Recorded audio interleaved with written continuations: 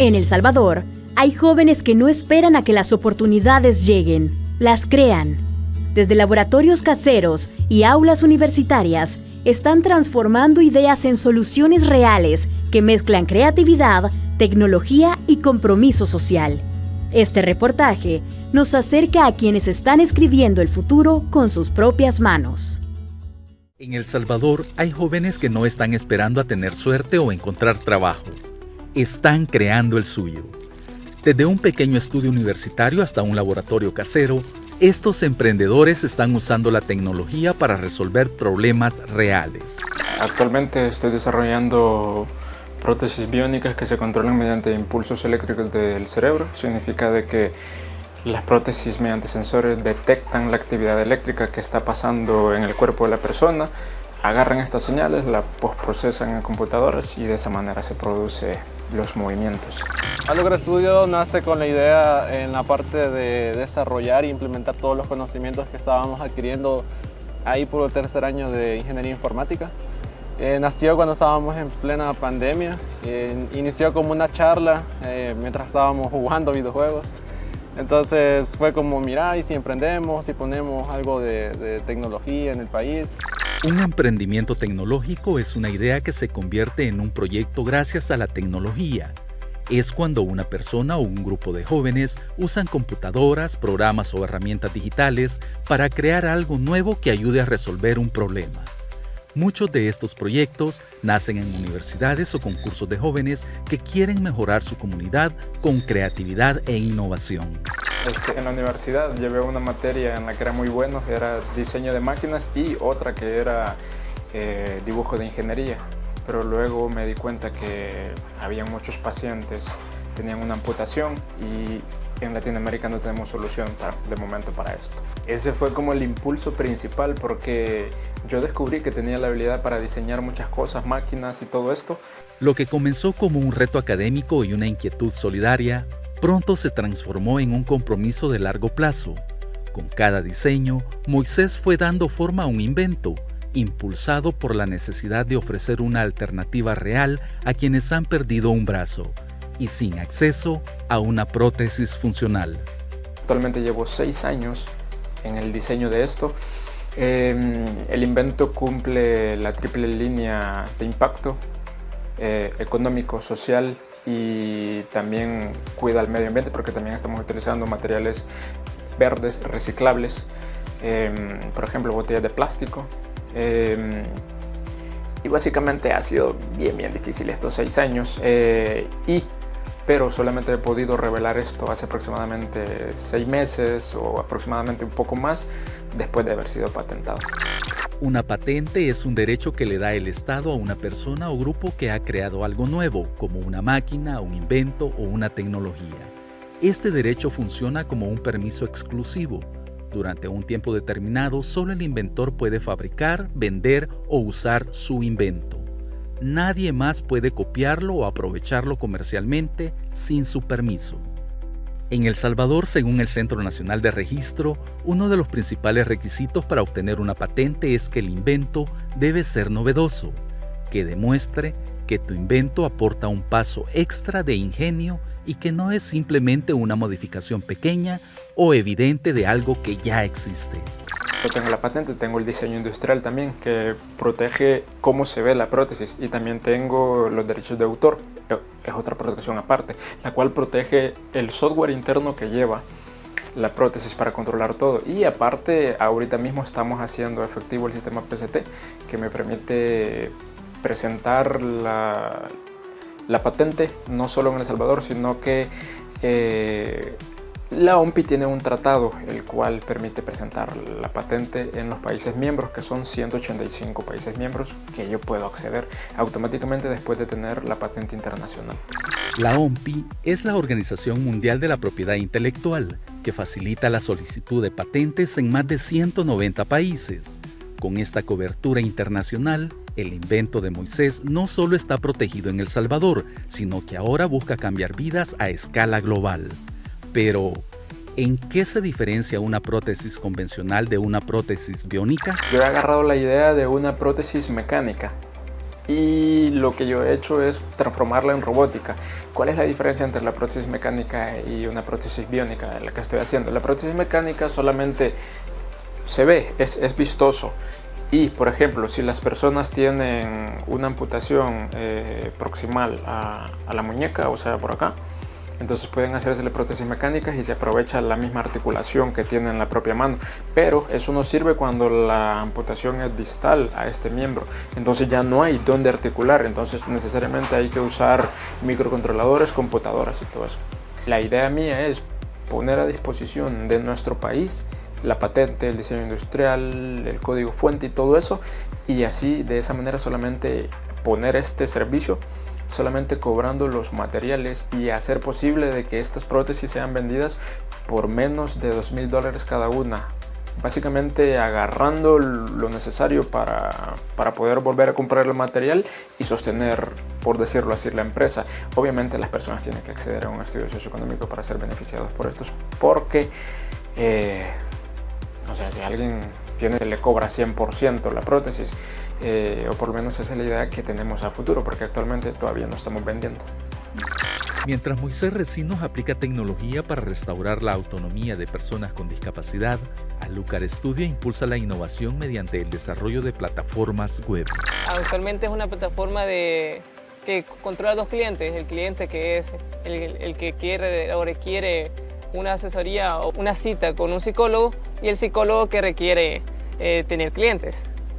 Por lo cual esa plataforma lo que se ha pedido es que se pueda mostrar bien al cliente cuáles son los diferentes psicólogos disponibles y que él pueda asignar un calendario en línea, así para que no se le complique. Y también el cliente ha dado énfasis de tener dos tipos de valor, de precio. Uno para el sector que no está muy beneficiado con dinero y otro que si requiere o si quiere hacernos el favor de pagarnos el pago completo. Y por parte de Alucar Studio estamos llevando también la plataforma de un catálogo en línea de emprendedores nacionales, principalmente ahorita enfocado a emprendedores de la universidad.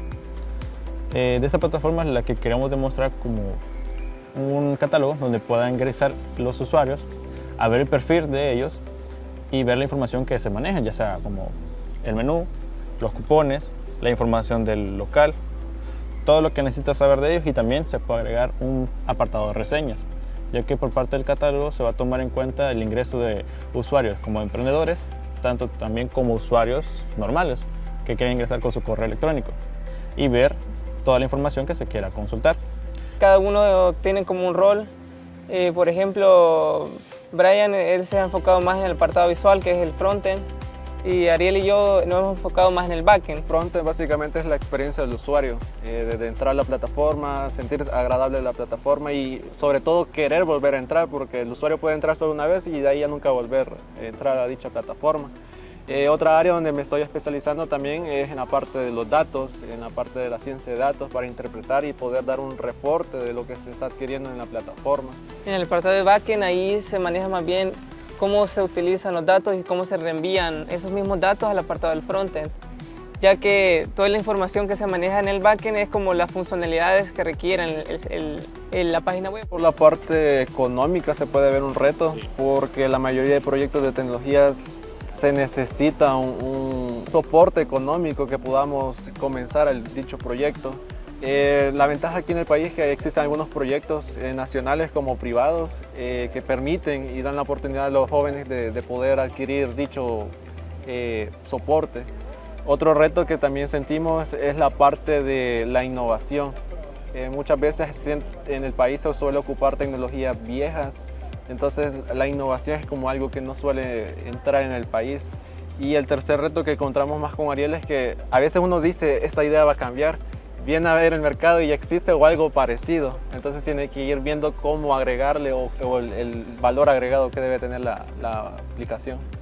Del apoyo que más hemos recibido aquí es por parte del COP, que vendría siendo las asesorías para llevar a cabo la idea, poder sentar bases con eso, asesorías con respecto al manejo de costos, manejo de clientes. También hemos tenido como talleres para llevar a cabo la cuestión de cómo comenzar con respecto a la idea a llevarla a algo tangible. Y también cómo superar esos pequeños miedos que uno tiene, como al hablar con personas, al tener la idea de cómo definir un costo o un precio. El proyecto más significativo y el que hemos aprendido bastante ha sido el que estamos en el desarrollo, la plataforma para emprendimientos, ya que no es solo un cliente el que vamos a tratar, sino es el conjunto de varios emprendedores que tienen como meta que su negocio se dé a conocer.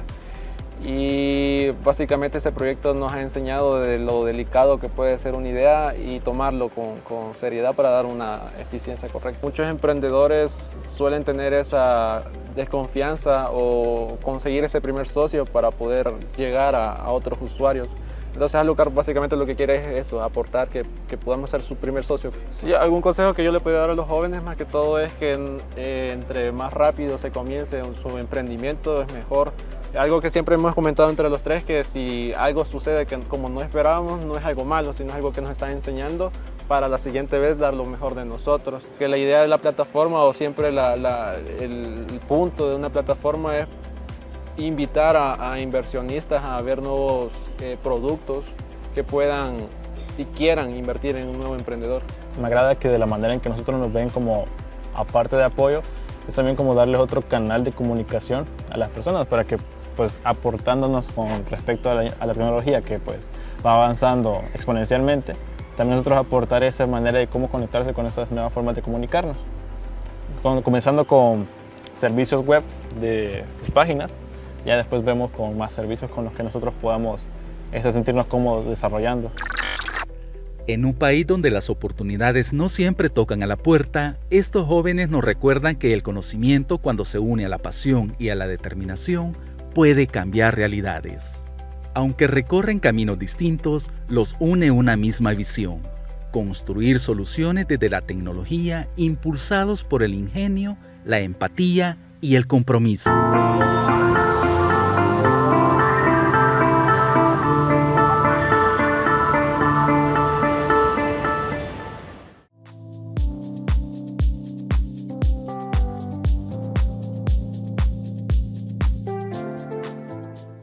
Poder sin límites. La Presidencia de la República está a las puertas de cumplir su primer año de mandato inconstitucional, un año marcado por un modelo de gobernabilidad autoritaria basado en el ejercicio discrecional del poder, un año en el que el proceso de debilitamiento institucional se ha agudizado y en el que se ha barrido por completo con las garantías a los derechos humanos. Uno de los aspectos que evidencian un Estado de Derecho es que todos los funcionarios se someten a reglas claras y públicas, sin excepciones. Cuando estas reglas son reemplazadas por decisiones arbitrarias, la ciudadanía se vuelve vulnerable y el poder deja de tener límites. Esa es la realidad de El Salvador hoy en día.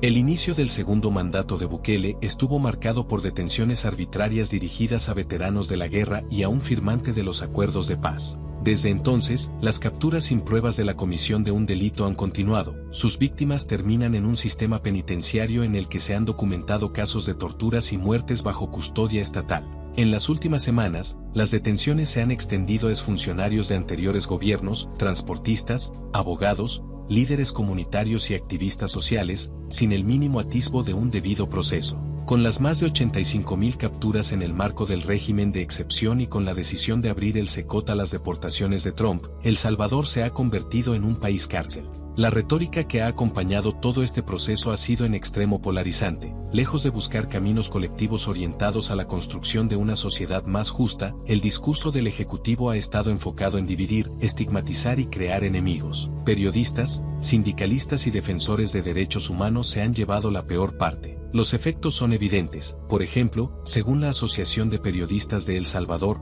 APES, 2024 fue el año más violento para la prensa salvadoreña. La aprobación de la normativa que permite la minería metálica y de la ley de agentes extranjeros debe analizarse en el marco de la arbitrariedad y el aumento de la censura y la represión. Aun cuando tratan áreas diferentes, ambas fueron aprobadas de manera inconsulta y acelerada. Ambas han suscitado un amplio rechazo de distintos sectores. Y también comparten el propósito de castigar a comunidades y sectores que ya sufren el abandono del Estado. Las repercusiones directas de dichas normativas en personas y víctimas son inminentes. A todo lo anterior se suma, por un lado, la política de opacidad existente, con el abuso reiterado de las reservas de información, incluso sobre elementos aparentemente inocuos, como el río San Sebastián, y por otro, la improvisación característica en la atención a los problemas de país. Salta a la vista que la preocupación del oficialismo es mantener los niveles de popularidad a cualquier costo, no las condiciones de vida y el ejercicio de los derechos de la población. Por supuesto, este actuar arbitrario del gobierno no es inofensivo, tiene consecuencias concretas en la vida de las personas, incluso irreversibles. Como antaño, antes de la firma de unos acuerdos de paz que el oficialismo tilda de inútiles, el miedo, la incertidumbre y el abuso imperan sin que haya alguna instancia a la cual acudir. Construir un país en justicia y libertad vuelve a ser una utopía.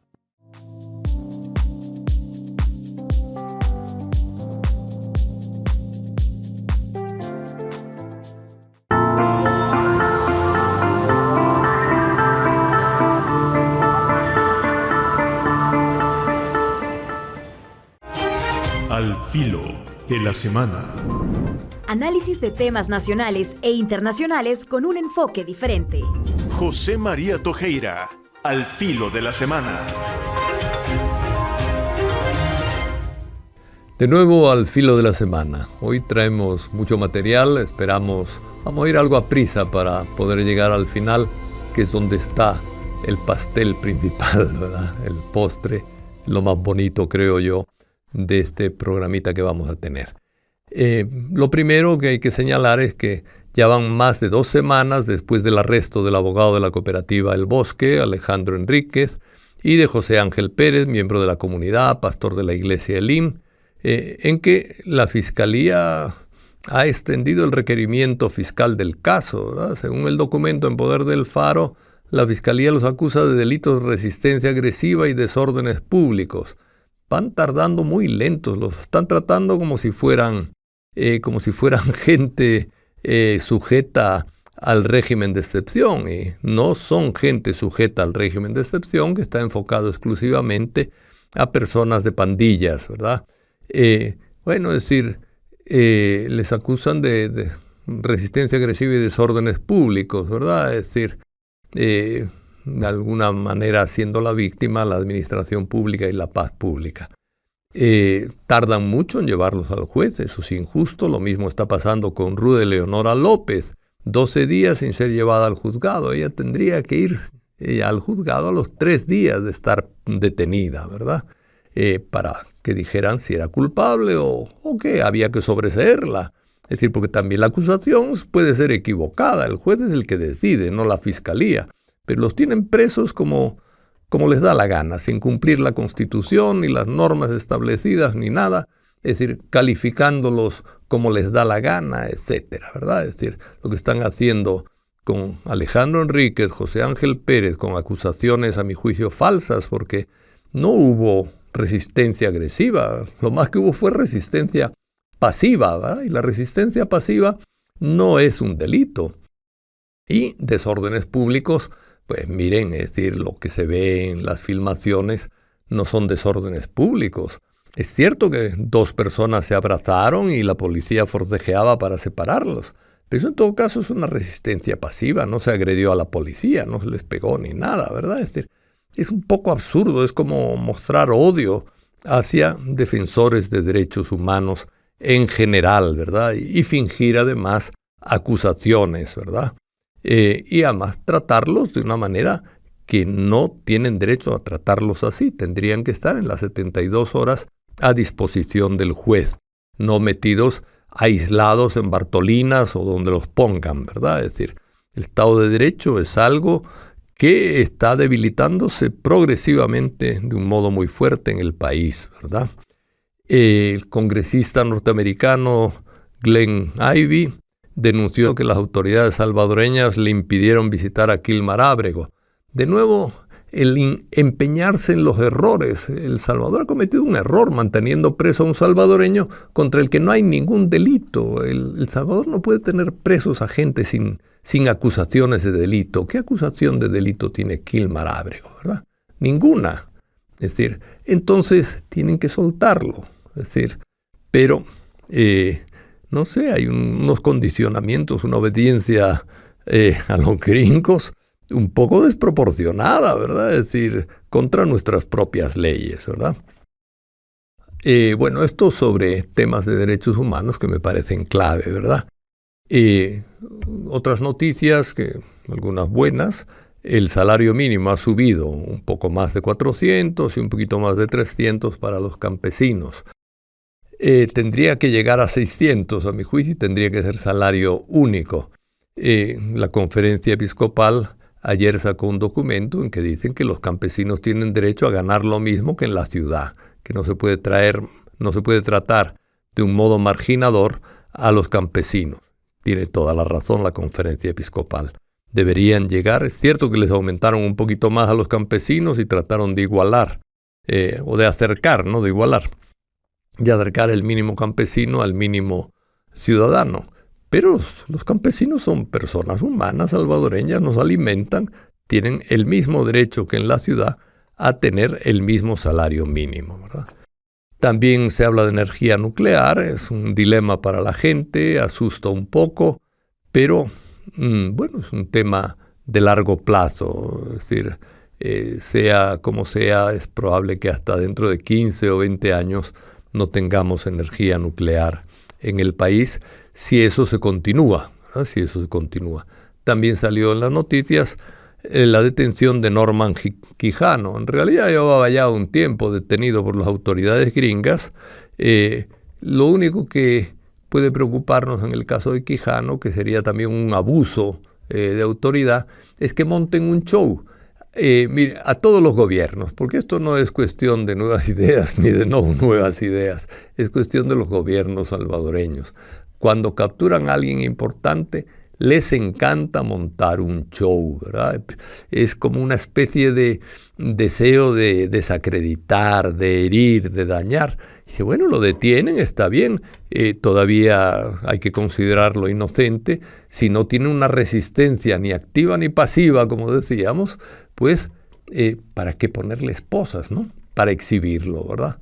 Y a otra gente la han exhibido pues hasta con cadenas en los pies, en las manos, etcétera, ¿verdad? Es un poco vergonzoso esa manía, con a veces gente armada alrededor como que fuera un bicho peligroso, ¿verdad? Y gente que no tiene ninguna posibilidad, hincados en calzoncillos, les encanta el show.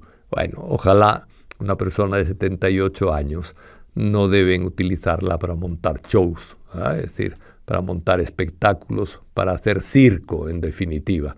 Si hay que detenerlo, se le detiene, si hay que juzgarlo, se le juzga, pero sin ese tipo de circo que arman contra la dignidad de las personas en general, sean buenas o malas. No se puede manipular la dignidad humana por deseo de hacer circo y show de los estados y a veces de los periódicos también, ¿verdad? También lo más importante que les decía, he comentado algunas cosas de la semana, es la carta pastoral que publicó la conferencia episcopal. Es una carta que parte de la necesidad del bien común, de la importancia y de la centralidad del ser humano en el servicio político. Es decir, los políticos deben estar al servicio de todos los seres humanos y de lo humano en general, y de la necesidad de diálogo que hay en el país. Ese es el punto de partida, ¿verdad? Entonces defienden en ese sentido la Constitución salvadoreña, porque la Constitución salvadoreña habla de bien común, habla de centralidad de la persona humana y habla de la necesidad de diálogo fundamentalmente, ¿verdad? De justicia social también. Entonces la línea de esta carta pastoral va en ese sentido. Reconoce cosas buenas del Estado, del gobierno concreto, es decir, pues hay algunas obras buenas en educación, en salud, etcétera, pero insiste en que hay que mejorar la salud y la educación, ¿verdad? De hecho, ningún gobierno hace solo cosas malas, todos los gobiernos, sean buenos o malos, hacen siempre algunas cosas buenas. Bueno, entonces, los obispos dicen hay cosas buenas, pero, dice, ponen insistencia en mejorar la educación y la salud como cosas importantísimas en el país, es decir, y que no están al nivel que deberían estar, y van añadiendo algunas cosas concretas, ¿verdad?, que quiero recorrer aquí. Piden y eso específico, ¿ah? Todos los obispos, todos firman la carta pastoral esta, piden el fin del régimen de excepción. Este es un punto importante. Todos los obispos están pidiendo el fin del régimen de excepción. Piden el desarrollo rápido del sistema judicial, que está dormido, y no tanta lentitud, que juzguen rápidamente a los que tienen detenidos y que sean imparciales, que liberen a los inocentes y que pues pongan la sentencia que tengan que poner a los que sean culpables de algún delito en particular, pero no con la lentitud que tienen en este momento. No están haciendo nada. Es decir, de no sé cuántos miles de habeas corpus han resuelto, pero no sé si el 1 o el 2%, ¿verdad? Es decir, eso no puede ser, ¿verdad? Es decir, es un sistema que está fallando en lo fundamental. La Constitución dice que el sistema judicial está obligado a la pronta justicia, ¿va? Y el pronto aquí no funciona. Los obispos se lo recuerdan y tienen que ser rápidos, ¿verdad? Tienen que ser rápidos porque tiene mucha gente en la cárcel pasando años y sin que se les juzgue, ¿verdad? Es decir, la gente no puede estar 3 años en la cárcel y decir, eres inocente, nos equivocamos. ¿Le van a dar dinero por la equivocación del Estado? No se la van a dar, deberían dársela, porque es una irresponsabilidad lo que han hecho, ¿verdad? Pero es decir, los obispos piden eso. Tercero, es decir, que no nos convirtamos en una cárcel internacional. Es algo también muy concreto que piden los obispos. Y está muy bien a mi juicio, por supuesto, ¿verdad? Yo estoy contento con esta carta porque me parece muy sensata para la situación que vivimos, ¿verdad? Igualar el salario mínimo del campo con la ciudad, ya se lo decía antes, piden eso también. También no colaborar con las políticas antimigrantes, porque la migración es un derecho. No podemos estar colaborando con políticas antimigrantes del señor Trump o de los europeos. Es decir, este país tiene que defender el derecho de los migrantes. Tiene un montón de migrantes que además están salvando la economía de este país. Creo que fue en el mes de abril, fueron $800 millones los que llegaron de remesas. A las remesas no le van a poner un 30% de impuesto, ¿verdad? Porque eso está salvando a la gente de nuestro país de caer en la pobreza, mucha gente, ¿verdad?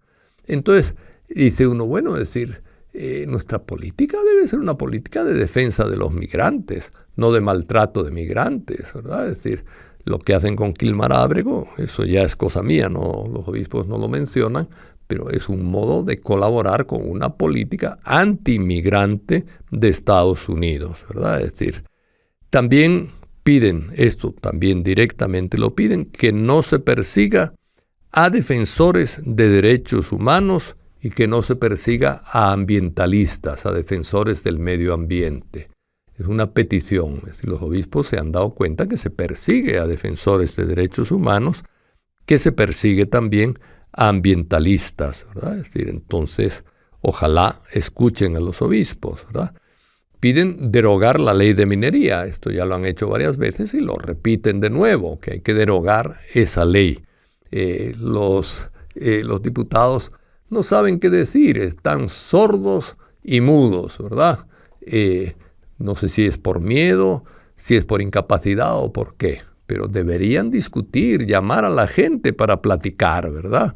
Los obispos representan a un sector muy amplio de la comunidad nacional. Lo mínimo es invitarles a dialogar, lo mínimo, ¿verdad? Es decir, están pidiendo esto, debían escucharles sus razones, ¿verdad? Y hablar con ellos. Apostar, otra cosa concreta e importante, por la reforestación del país. También lo dicen y lo ponen. Y apoyar a los campesinos incluso con subsidios. Es decir, hay una tendencia a desproteger, a olvidar a los campesinos dentro de la realidad nacional.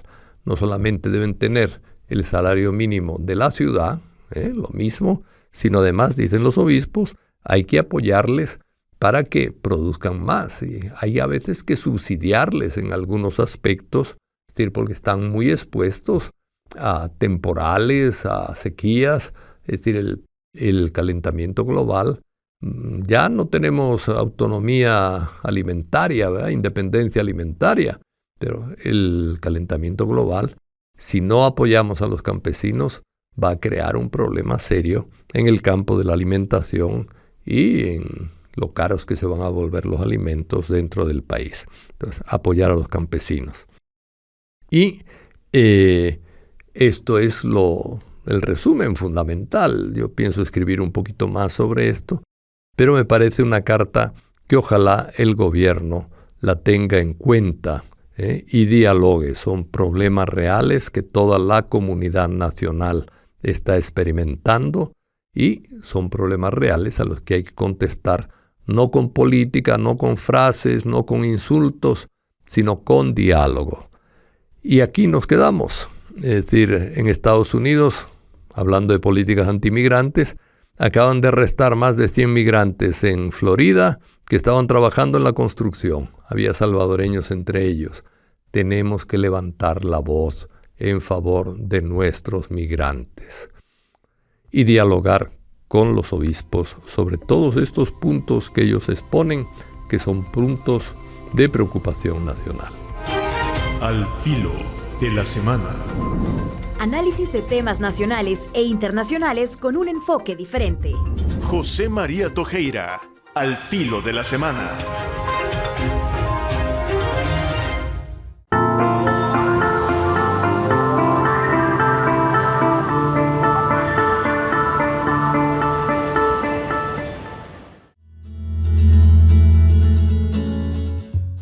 Entre la espuma sucia, bajo los desechos de los conglomerados, entre los regalos forzosos del río, de su veloz crueldad, entre las fosforescencias crudas, recién nacidas que otorga la luna, cara a cara con este pedazo de vastedad desde el hierro sonoro del muelle número 7, haciendo ostentación de mi hambre colgada en la caña de pescar veo tu nombre.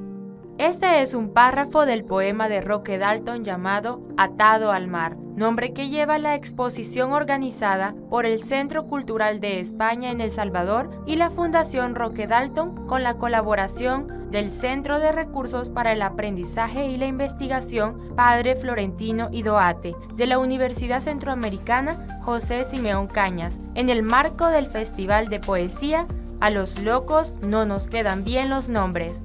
Roque Dalton, junto a Monseñor Romero, es el salvadoreño más universal.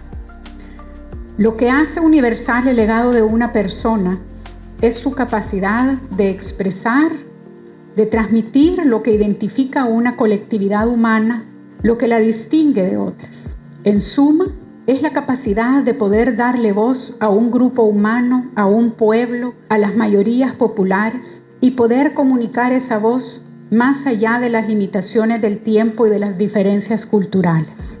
Es llegar a ese lugar que da verdad, en palabras del padre Yacuría.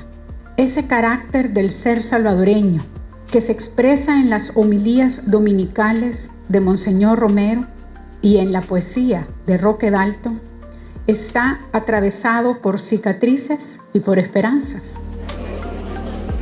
En este mes de mayo tan señalado para la familia de Roque Dalton, para su memoria, para su obra, se han organizado toda una serie de eventos y de actos. También en España, como mencionaba la vicerrectora, el pasado 14 de mayo hubo un acto muy simbólico y en el que se produjo ese depósito simbólico de una parte del legado, una parte simbólica del legado de la obra de Roque Dalton, que acompañará a la obra de importantísimos escritores de habla española en la caja de las letras del Instituto Cervantes de Madrid, lo cual tiene un poder simbólico muy fuerte y muy significado. Además, desde el Centro Cultural de España también se están organizando toda una serie de eventos. Quiero agradecer profundamente a la Embajada de España y a su pueblo, a sus intelectuales, a sus artistas, por todo lo que están haciendo, lo que hicieron y lo que falta por hacer en homenaje a Roque Dalton. Quiero decirles que Mario Benedetti, publicó una antología de mi padre en la editorial Visor, que es experta en poesía, eso hace años. José Agustín Goytisolo fue gran amigo de mi papá, también hizo una antología pequeña, que no me acuerdo cómo se llama, pero ahí está. Y también quiero agradecer a un gran amigo español del pueblo de España, un gran artista que todos admiramos, que es Joaquín Sabina. Cuando vino aquí a El Salvador, dijo: quiero dedicar este recital, quiero rendir un homenaje a Monseñor Romero, a Roque Dalton y al Mágico González.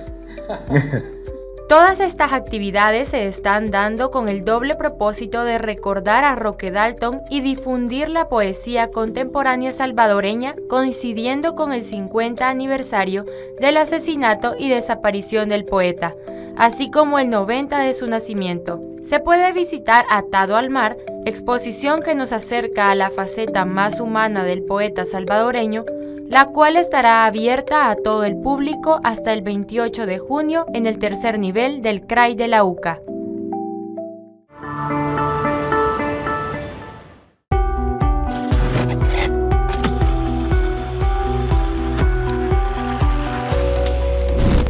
La educación suele ser un tema central en las campañas electorales, proponiendo mejoras en infraestructura, inversión y acceso educativo como parte de sus promesas. En enero de 2019, Mi Nueva Escuela surge como una promesa de campaña para la renovación del sistema educativo. El tercer proyecto insignia es Mi Nueva Escuela. Nuestro país no se va a desarrollar jamás, ni haciendo aeropuertos y trenes y carreteras, si no educamos a nuestros niños y a nuestros jóvenes. Y lo que queremos es que la nueva escuela sea diseñada por los arquitectos salvadoreños en concurso. ¿Quién quiere diseñar la nueva escuela de El Salvador? En noviembre de 2021, el presidente anunció que los excedentes del fondo de Bitcoin financiarían 20 escuelas. Lo otro que quería anunciarles es que cuando se hizo este proyecto, no habíamos ganado tanto dinero en el fideicomiso Bitcoin como hemos ganado ahora. Entonces ya nos sobran un par de millones de dólares más que no sobraban cuando decidimos hacer este proyecto. Así que hemos decidido hacer las 20 primeras escuelas Bitcoin. En septiembre de 2022, el gobierno presentó Mi Nueva Escuela, un plan para modernizar la infraestructura educativa con la meta de renovar 5.150 centros escolares en 5 años. Este año que inicia, pues hoy en septiembre y termina en septiembre del próximo año, o sea, en 12 meses, vamos a hacer 1.000. Y esas ya están financiadas con fondos propios, con fondos del Banco Centroamericano de Integración Económica, con fondos del Banco Mundial y con fondos del BID. Gracias a eso ya está totalmente financiado. Vamos a remodelar 5.150 escuelas, 1.000 en el primer año, y aquí estamos lanzando la primera de esas escuelas. En octubre de 2023, Bukele reconoció que solo había cumplido el 61% de su meta de remodelación escolar y ajustó la cifra a 611 escuelas. Lo que estamos haciendo ahora es reorientarlo para hacerlo más eficiente, cargarlo con préstamos además de los fondos GOES, para poder ejecutar la remodelación de las 1.000 escuelas, iniciando con estas 611, que ya tenemos los fondos asignados y que lo que faltará serán licitaciones, inicios de obra y lo que duran las obras. Pero la ventaja de estas obras es que son tan públicas que cualquier persona puede ver que se están ejecutando. En octubre de 2024, el informe oficial presentado ante Naciones Unidas detalla mejoras en 424 centros escolares. Sin embargo, esta cifra representa menos del 10% de la meta de 5.150 escuelas que el gobierno proyectó renovar antes de 2028. En mayo de 2025, el gobierno lanza como estrategia el programa 2 escuelas por día, la cual busca agilizar la renovación de la infraestructura educativa para alcanzar la meta de 5.150 escuelas en 5 años. Y sé que prometimos casi el promedio de 3 escuelas diarias, lo cual no podemos hacer. Pero sí podemos hacer 2 diarias. Ya revisando presupuestos, ya revisando planos, ya revisando todo, vamos a lanzar el programa 2 escuelas por día.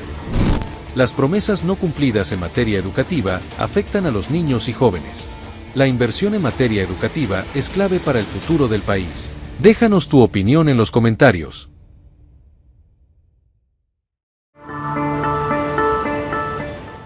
Oigan, ¿y por qué ya nadie quiere tener hijos? ¿No se han fijado que ahora la gente prefiere tener mascotas que hijos?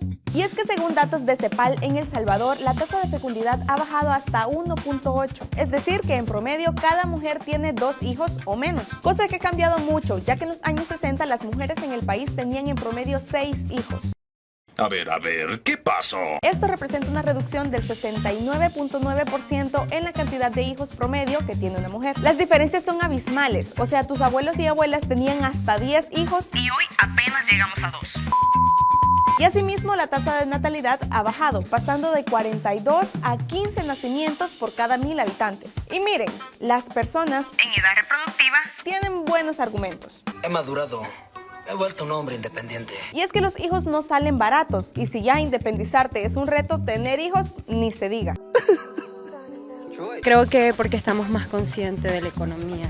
O sea, nos preocupamos más por el futuro. Bueno, personalmente considero que puede ser debido al alto costo de vida, de muchas oportunidades que estaban antes, como por ejemplo comprarte una casa fácilmente, que hoy para nosotros como jóvenes se vuelve una dificultad. Por la situación económica, porque ahora es mucho más caro todo. Pues por lo económico, el salario mínimo es muy bajo y no alcanza. La gente es más responsable, igual la vida está más cara como para tener hijos. Pues la vida está mucho más costosa y es más difícil costear vivienda, más educación, alimento, que también está más caro. Considero que ahora somos un poco más conscientes acerca de lo que se necesita para sustentar una familia y para dar esa vida digna. Y aunque la inestabilidad económica es una de las principales razones, los estudios también lo son. Y es que imagínense, en 2023 solo el 11.1% de los jóvenes de 19 a 29 años estudiaba en la universidad. Según la OIT, la falta de estudios superiores deja a millones de jóvenes sin trabajos decentes. Es decir, tienen trabajos precarios con sueldos precarios,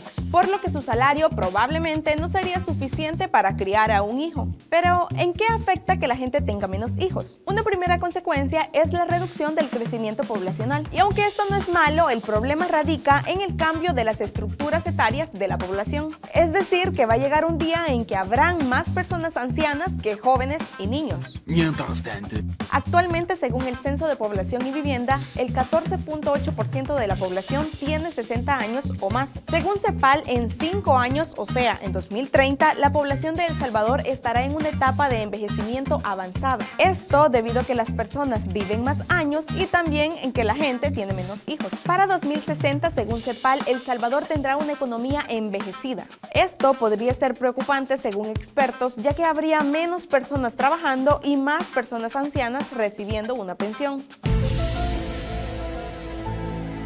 Por lo que el sistema de pensiones podría llegar a ser insostenible. Si quieres enterarte de más, búscanos en todas nuestras redes sociales como Audiovisuales UCA y no te pierdas el próximo programa.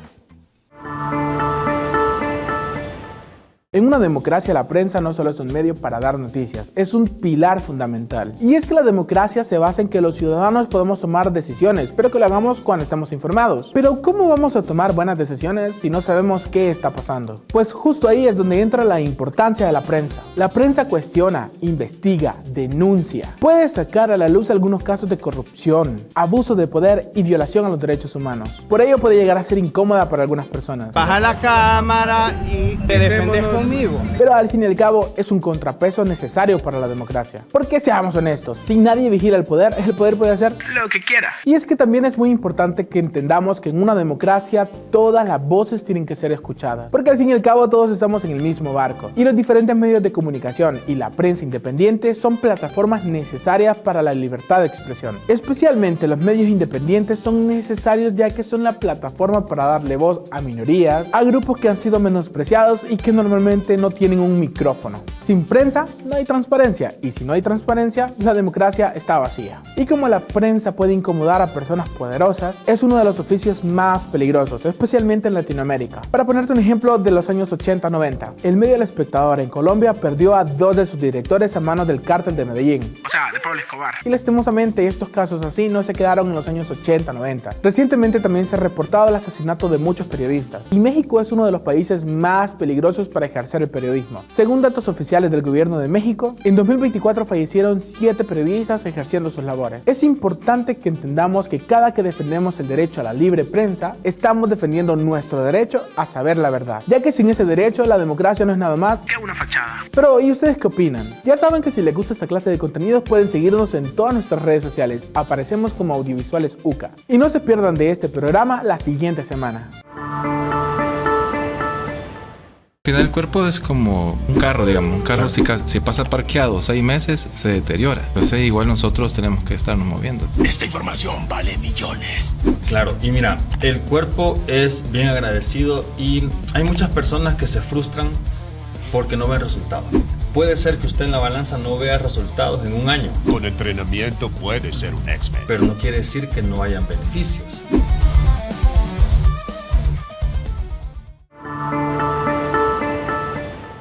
¿Y esto qué es? ¿Una exposición arqueológica o qué? No, mira, todas estas son historias que están en pausa. Estos de acá, Betamax, VHS, aquellos de allá son de Vicam, y esos de ahí, negativos de 35 milímetros, puras joyitas. ¿Y eso cómo lo reproduzco? ¿Es una cápsula del tiempo o qué? No, todo eso de acá lo puedes convertir a digital. Lo puedes tener en una pequeña USB o en cualquier dispositivo. ¿Entonces puedo ver la boda de mis papás en mi celular? Sí, la de tus papás, abuelos y hasta bisabuelos. En Audiovisuales UCA transformamos todo esto en archivos que puedes ver hoy, mañana o en el futuro.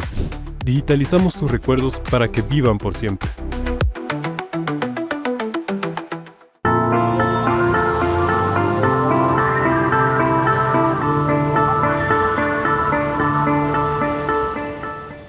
No se pierda la próxima emisión de su programa Miradas.